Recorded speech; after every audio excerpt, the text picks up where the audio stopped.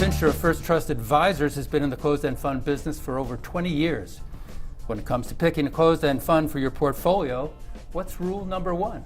I think rule number one for any person who's investing in anything, whether it's a closed-end fund, mutual fund, ETF, is are you investing in what your portfolio needs at that point in time? You can't just invest in a closed-end fund because it has a big discount or a big distribution rate. What is the underlying objective of the fund? What is the manager running it for, and why are you getting involved in a closed-end fund? What other criteria are important for investors to keep in mind? Are there special risks they need to consider?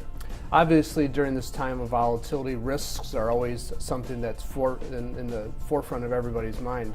The potential for higher interest rates in the near future has a lot of people very nervous in the closed-end fund space because many closed-end funds use leverage in terms of the fact that they're borrowing short and investing long, and that potential for higher interest rates could upset a little bit of the income or the returns that they're able to produce on their portfolio. Another thing investors really need to look at is how much risk they're willing to take. Again, is the fund leveraged, is it not leveraged?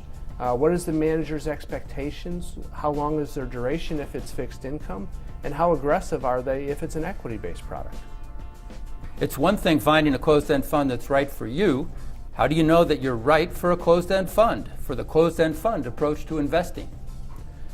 It all depends on how much volatility, for the most part, you're willing to take a look at inside your portfolio. Again, closed-end funds tend to be a little bit more volatile, and a lot of that is determined by the fact that they do use leverage for the most part in their investment process. So for investors, can you stomach it? Are you willing to not look at it on a day in and day out basis and really take the closed-end fund for what it is overall? Now, a quick takeaway for investors. What's the acid test for making a closed-end fund selection?